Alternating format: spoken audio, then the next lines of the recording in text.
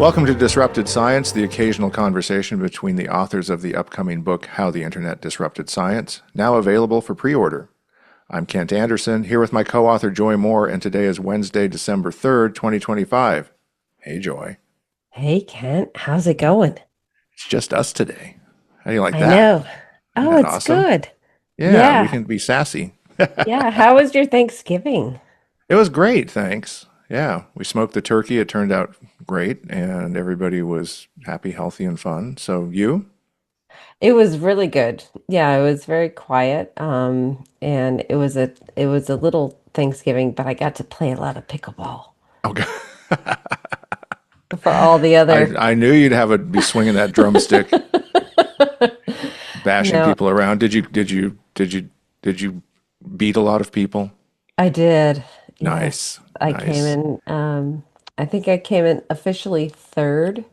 Ooh, Um, but bronze in one medal. tournament. But it was really fun. And it's great to see people who are home and, out and about and doing Yeah, things like that. So, yeah. The social aspect's great. Yeah, and I've started working. The Christmas tree lot in town opened up, and I volunteer for the Civic Club, and so I was dishing Christmas trees a few days a week this time of year, and it's always fun because you little kids in Santa hats, and families and their funny stories. The dad driving into the garage with the tree on top of the car still, and how the ring doorbell captures that kind of stuff, and it turns into a whole TikTok thing. And so dads are never off the hook, and so it's just funny stuff like that, and seeing people and helping them pick out a tree and all that stuff. So yeah. so do you have any advice on how to pick out the best Christmas tree? Well, at our particular lot, they come tagged. So they come down from Nova Scotia and they're all balsam. And the tags have three grades on them. So a solid color is the top grade, meaning a straight trunk, full tree, well shaped, fresh. Hmm. Then it's a stripe, which means there's probably a kind of a bald spot or a imperfection Oh. somewhere. So there's kind of Oh, a, there's you know, disclosure? there's disclosure, and then there's dotted tags, which says that maybe the trunk's a little bent, or it's a funky tree, but it's still a very good tree. But it's just you pay lower based on the tag, so you get a little less if you pay a little less. And so yeah, that's how we do it. I don't know, but look for that kind of stuff because I think most tree farms do that because they have pricing and quality control things in place, all through the supply chain. So Christmas tree Well, supply chains, look at us being all businesslike. I just learned a lot. I don't know. I was just surprised at how many Santa hats were on people. It was really great. And the dog and people bring their dogs, which is always Hmm. fantastic. And so I've learned that there are more than there are at least three dogs in town named Roo, and all of them are Australian shepherds. So because I think the kangaroo thing gets people, the Oh, Aussie. I don't okay. know, but yeah. So there's Yeah. at least three roos in town, and they're all energetic little dogs. But yeah, so it's lots of fun. I love this time of year. So anyhow, all right. But first, this is our first time in a long time. We have some book updates. Yeah, let's talk about that. It's exciting. We're getting into production, and all of you publishers out there might appreciate The Kent fact and that I we're have been going through it. we've been waiting on tenterhooks since what, May? It's like, Yeah. where's our production schedule? What's it going to be? Like, Well, we want the dates. We want to know like the turnaround time, and now we've got it. and It's we've got great. it. Yeah, and it's Yeah. great, and it's really fun because it's the day before Christmas Eve. We have to Right. start doing stuff, and it's like, oh, I can tell that this is like, yeah, kind of how it is. It's But that's always been fine. how it has. Haven't you had that experience? I have. Like every time there's like a major proposal or Hmm. some big turnaround due, it's like, okay, everybody else is off. But Yeah. Oh, yeah. yeah. Kathy used to get really, really frustrated when during holidays because I'd be on the computer all the time because it's like we've got to launch on January 1st and I've got to do all this Hmm. stuff. And she's like, "Well, okay, I guess it's paying for Christmas." And yeah, kind of is. Yeah. But yeah, so we've got the production schedule again. It's still I hopeful, being optimistic, that the book went on pre-sale well before the production schedule came out, and our agent seems very happy with that. So I think we've Yeah, got maybe have a good book here, but I think we do. and we've also been scheduling book signings, Yep. and we've gotten really quick interest in those. So we have three on the docket in three different states already, New England states so far, but we've got outreach to others. If you're listening to this and you want to sign us up for a book signing, let us know. Hmm. And we're looking forward to those. They'll start in July. We've got July, August, and probably September, at least one signing in each of those months. Hmm. And then we have a new website for all of our little projects, disruptedscience.com, if you want to see everything we're doing. So, Yeah, that brings it all together. yeah, our media empire, as we call it. Please Hey, visit our media empire for all the latest information. that's right. So yeah, lots of stuff to look forward to, and we get to do the index, which I'm actually looking forward to. I know, and that was one of our caveats in the publishing contract is that we have to do the index Yeah, ourselves. I So love doing indexes. We'll have to see if we have compatible indexing styles. That might be the I think straw I'm that just breaks it. gonna take your lead, you Okay. know. I'm not gonna fight with you on that. I've got some Oh, ideas, but I will. okay, folks, you heard it here first. All right, so let's talk about we get to just we're picking a topic today that just kind of crept up on us, and we thought, there's something here to talk about. So we aren't sure where this is going to go, but we're going to talk about it. And it's, Yeah, we're you want to, talking about we're talking about metrics, and we're talking about the alt metrics and the yeah, craziness, potential craziness that's happening there. yeah, And and their and Bluesky account is especially. yeah, Uh, so we've got so a pretty good understanding of, we think, of the foundations of Altmetrics and its parent company. But most recently, we've been going, the heck? yeah, so let's get into it. All right, so here we go. Altmetric, are you okay?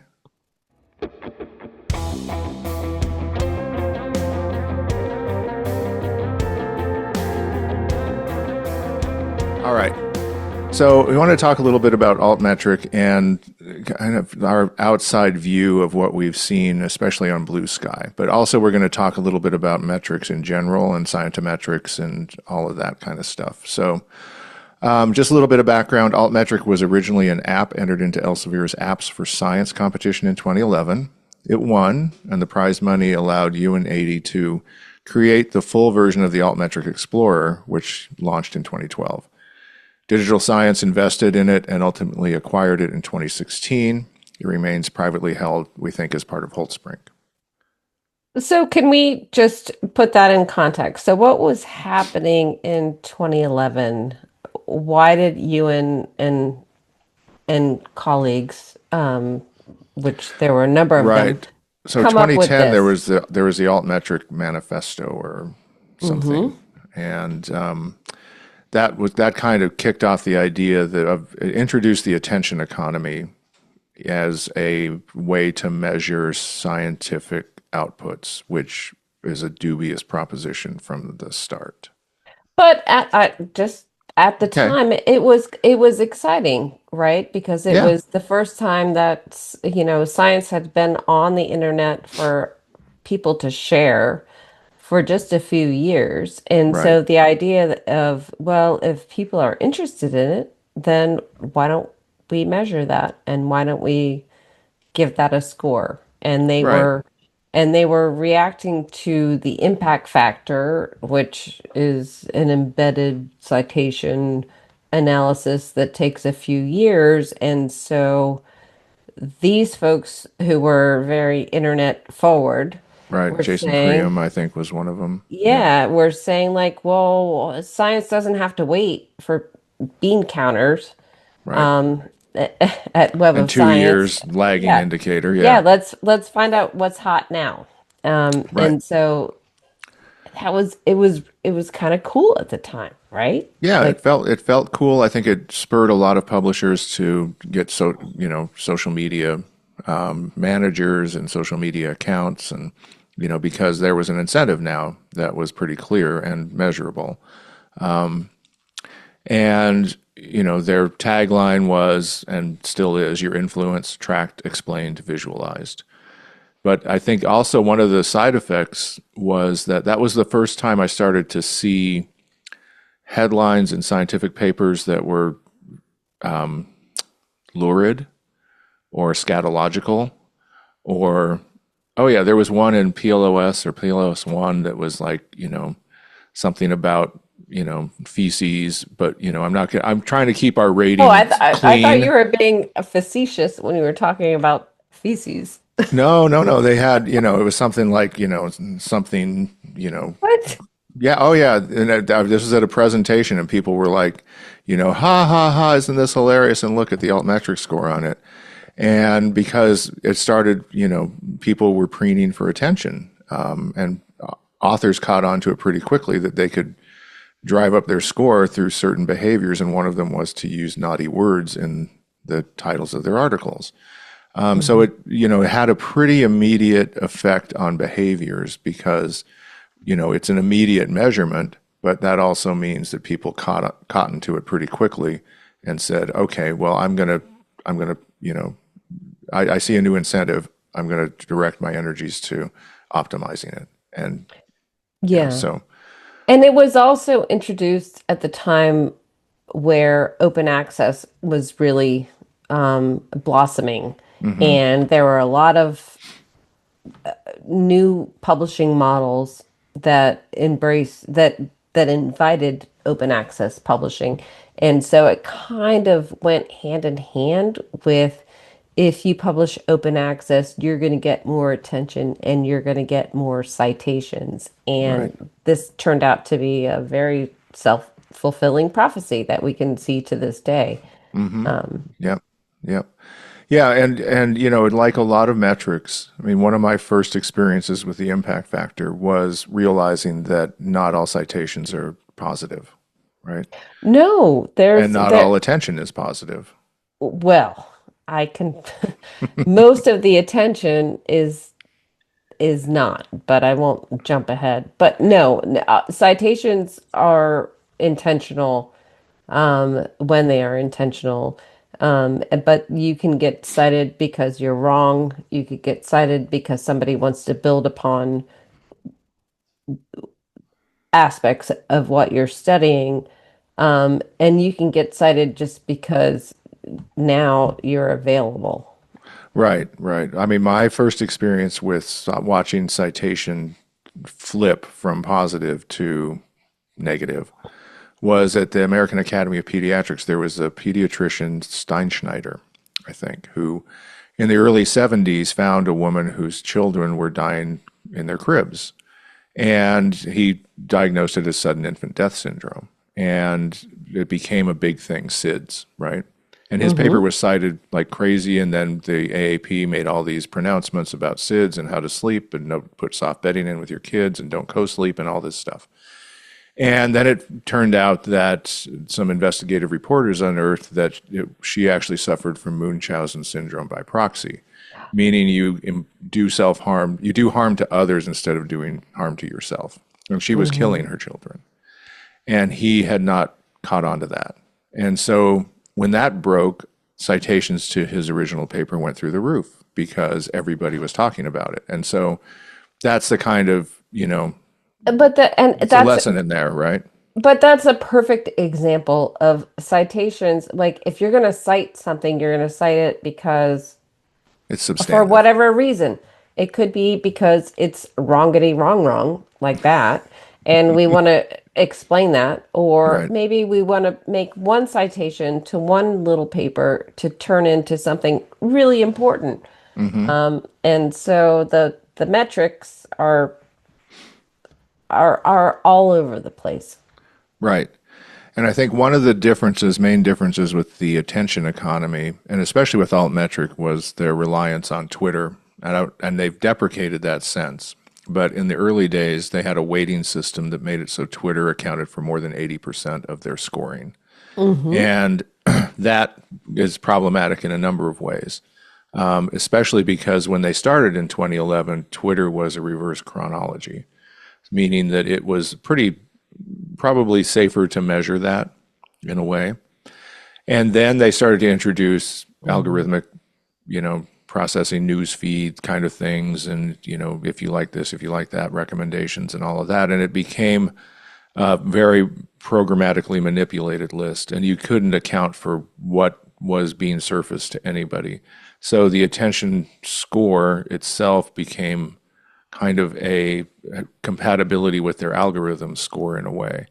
And that I think drove some other behaviors where people realized that, because a lot of those algorithms take people to the extremes, right? Yeah. That's because that's where they get their rewards as algorithms. Like I've been trained to drive engagement and attention and retweeting and liking and and even commenting. Well, And yeah, we've seen so much of that recently. It's just like it's everybody's promoting their own paper. Like, hey, I just discovered the last little thing and I want to share this with all of LinkedIn or Instagram or right, Twitter.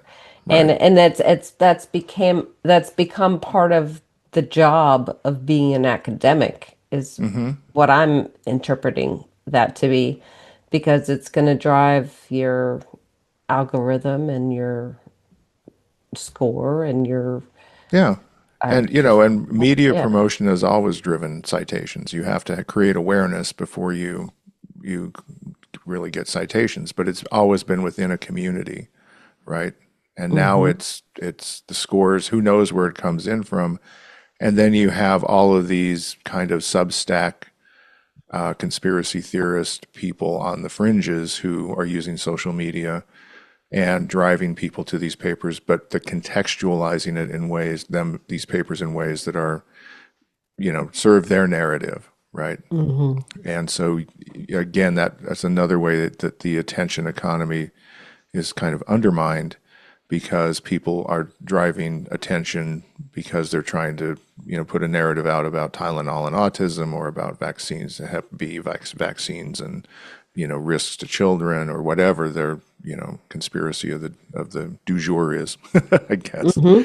Yeah, so it's very easy to count clicks. Hmm. That's any robot can do that. Right, right. But intention, you cannot count that. And so there's a multitude of intentions behind driving content out in order to generate clicks. And that's what's going back into Altmetric. And that's, I think, what we want to talk about.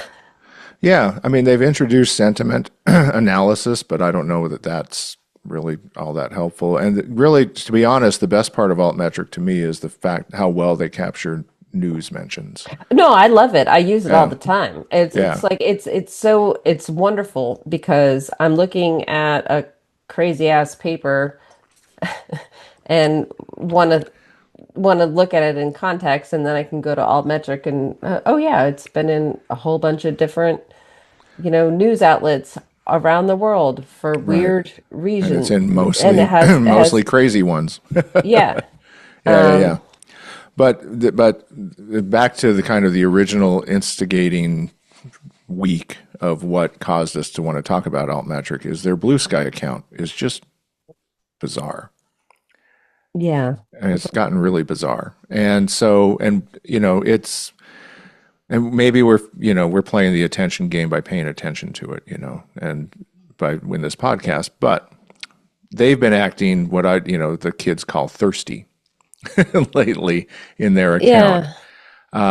I mean, doing things like, and I'll put some examples in the post on the geyser, but reposting criticism as if they're happy to embrace it. They I know I'm being rude with this, but I take it in spirit, whoever you are. I don't know you, but they have a Russell Brand kind of looking guy that I they don't said really understand kind of any kind of of it. gross things about. It's like very thirsty.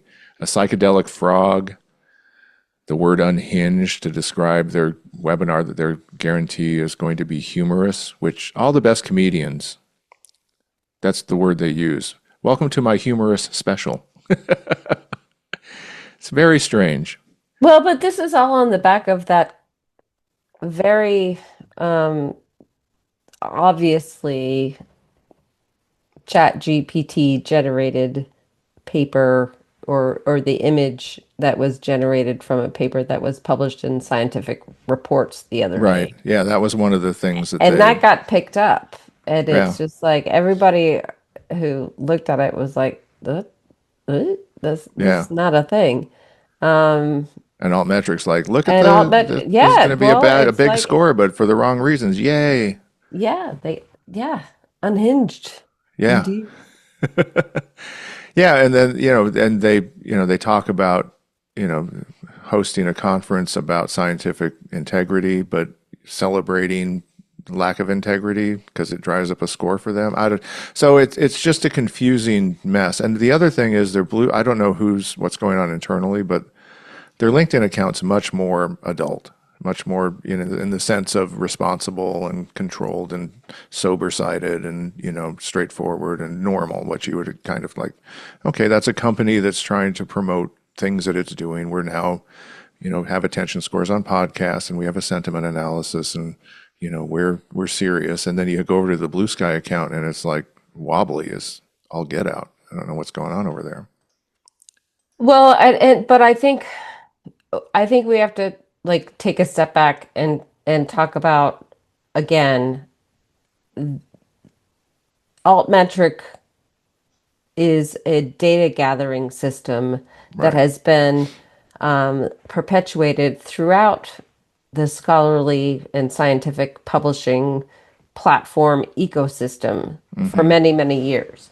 Right. And so they are gathering this data and they are putting it into their little, rainbow donuts. And, it is just like, what's the big deal? It's also part of the broader database gathering system owned by Holtzbrink Mm-hmm. and owned by Dimensions, and there is business on the back of this data. They Mm-hmm. are selling this data into corporations, into governments, um, and so we can, like it's funny that maybe scientists will care about this or not as it appears on their CVs, Right. but it is a massive data gathering system that was originated for one purpose, and it is now part of a bigger corporate engine that is doing something that we don't really understand. Yeah, and I don't know how well it's being received these days because I'm reading between the lines of the Bluesky account. It feels like maybe they've lost their way a little bit, right? And so it's kind of the original goals of scientometrics were to measure, how well science is being science, right? Yeah, and it was so cool when they came out with it. I mean, I remember it. It was so cool. It's like, let's learn more about how people use science, how scientists use science, how people are building on somebody else's idea. Mm-hmm. Let's put some more math around that to Right. understand it. It's so cool, Right. right? Um, I wonder, we haven't really talked about this, but I wonder if it's you know, all of these, there's a difference between, as you know, idea and execution, right? mhm, So you can have a really good idea and execute it badly. Like Orchid, I think, has a really good idea, but for whatever during their entire span, they, for reasons that have to do with a lot of different factors that aren't all under their control, they haven't been able to fully realize that vision, right? Of having a that's really locked down idea that's one person, one ID for mhm. researchers around the world. ISNI, same thing. There's a whole bunch of efforts that have been made to lock in an ID. And, if Altmetric were to have really measure uptake and attention just among scientists and practitioners in spaces that are, asymmetrically researchers in a small number and practitioners in a large number, that could be really interesting, right? That would be that would Yeah. probably really drive the predictive nature of altmetric and tie it to impact factor because then you would actually have awareness in a market. And I think that goes back to the original intent. And Hmm.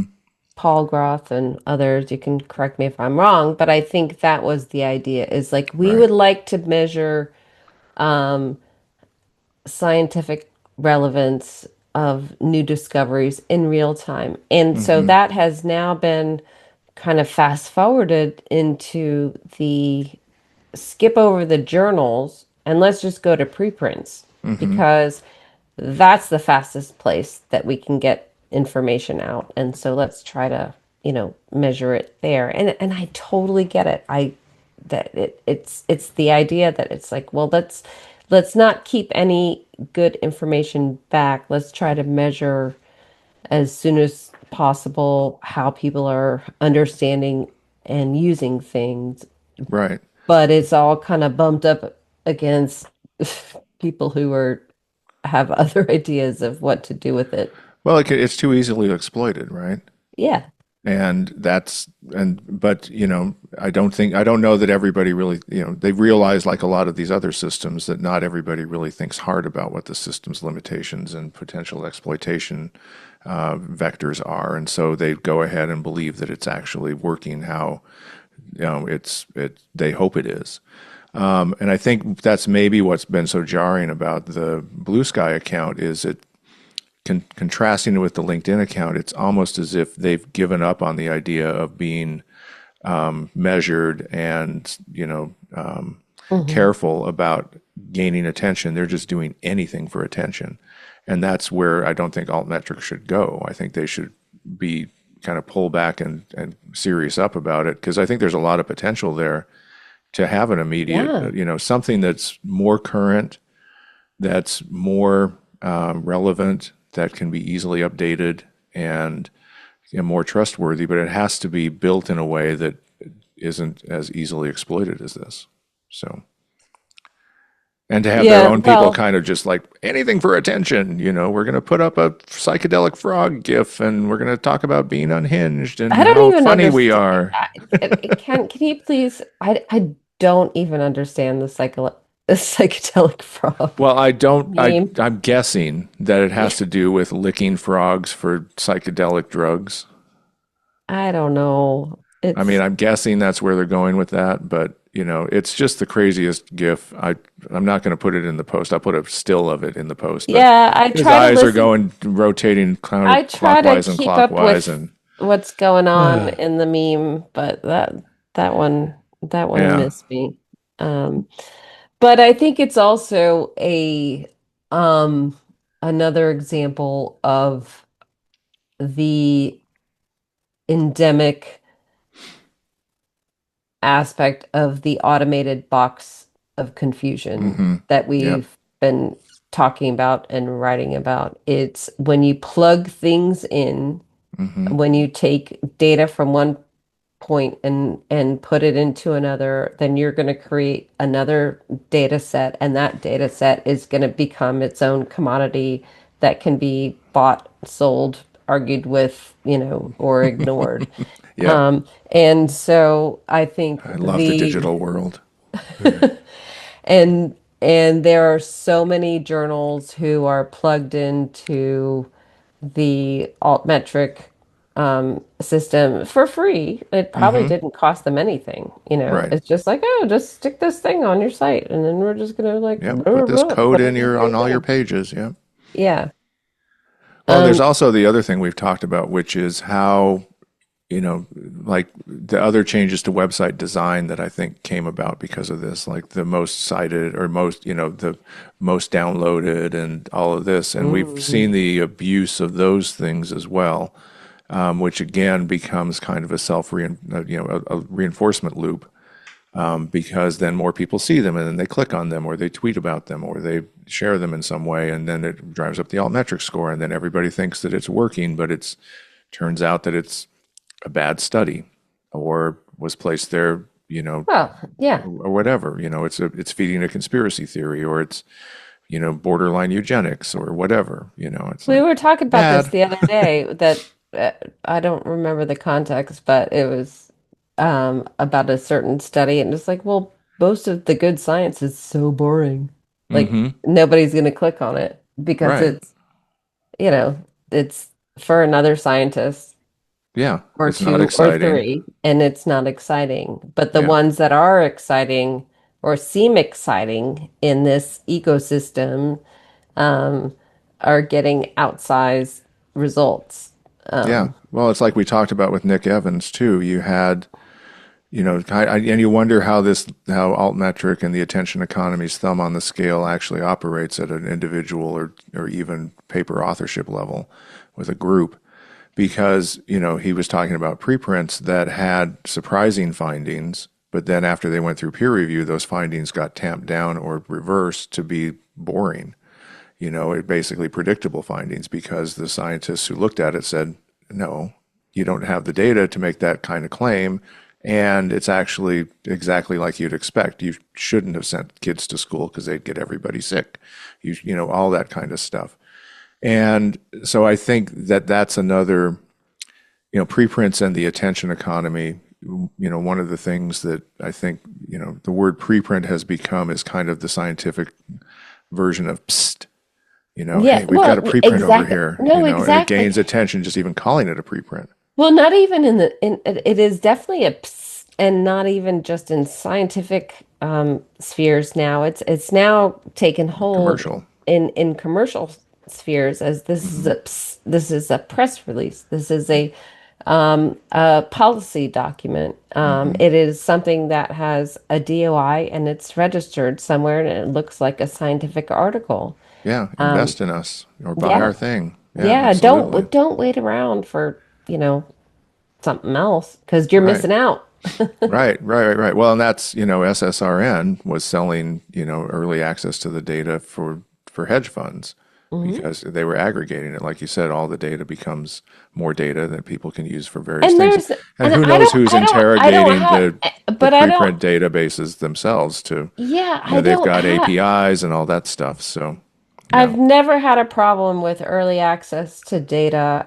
Going back years and years to Hmm. even like conference abstracts. It's like if Right. somebody wants to mine this and figure something out from it, great. Right. Right. Um, but the fact that it's been conflated with peer-reviewed scientific articles Hmm. and and there's no way to go back from the public to say like no this is something that's new, it's something that's like halfway, and this is something that is decided. We can't come back from that, and so Yeah. that's where it's Well, and it gets into the troublesome. boundary issue that we were talking about a minute ago. Altmetric, if the boundary were attention in science among people Yeah, who do science and are qualified and certified to practice dude, that science would or be execute so science, that would cool. be very, very That interesting. would be so cool. Is even if you just ask people to like, hey, log in and tell us like who you are before Right, you click on this. right. And then That only would, send Altmetric the data from people who have credentials in that field, right? yeah, They're physicians or they're astronomers or they're, yeah. Or they're they're, economists who, have degrees, whatever. yeah. Why is it that everybody on the internet who clicks on a thing and or who Or they're writes not bots. or right, but also all the articles that are written about papers get equal,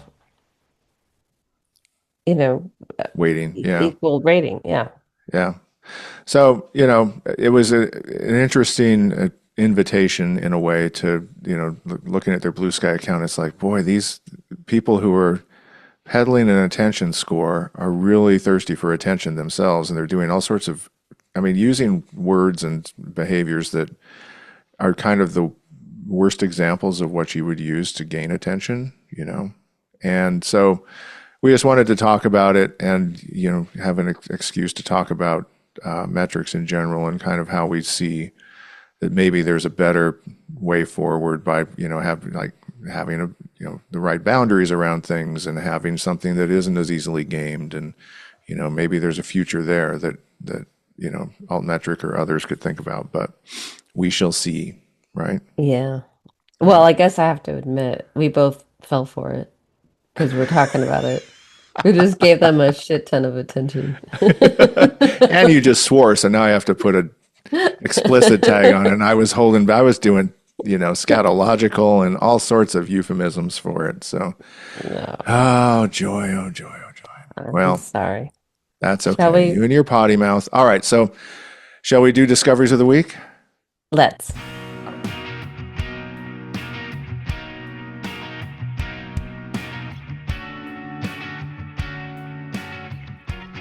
All right. So, discoveries of the week. I think I go first. Is that correct? Yes. Okay. So, mine has to do with vultures.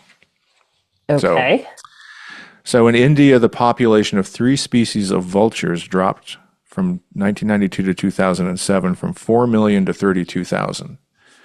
And it was fascinating because what it led to was tens of thousands of unnecessary human deaths.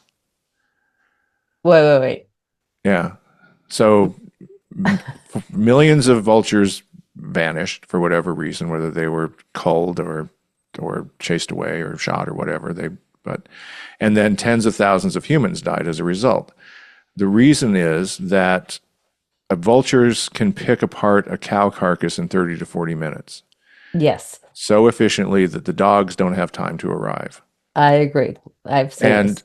yes, Yeah. and then if the vultures aren't there, then the dogs come, and pretty soon the dogs population explodes, and the dogs in India aren't domesticated often, so they get rabies, and then people get bitten by dogs and get rabies. And there have been 47,000 extra human deaths from rabies because of this.